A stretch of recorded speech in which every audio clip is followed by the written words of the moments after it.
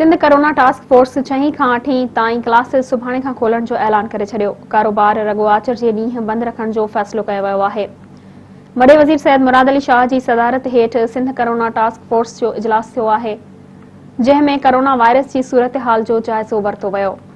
इजलास में सिंध में 6 खां 8 ताईं क्लासिस सुभाणे खां खोलण जो ऐलान कयो वियो। टास्क फोर्स तरफ़ां कारोबार बि रगो आचर जे ॾींहुं बंद रखण जो फ़ैसिलो कयो वियो। तालीम वारे सूबाई वज़ीर सईद गनी चयो आहे त 50% हाज़िरी सां सुभाणे खां स्कूल खोलिया वेंदा।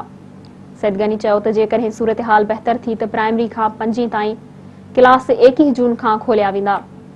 वॾे वज़ीर मुराद अली शाह चयो आहे त हिन वक़्तु कोरोना केसनि जी शरह 4.5% आहे।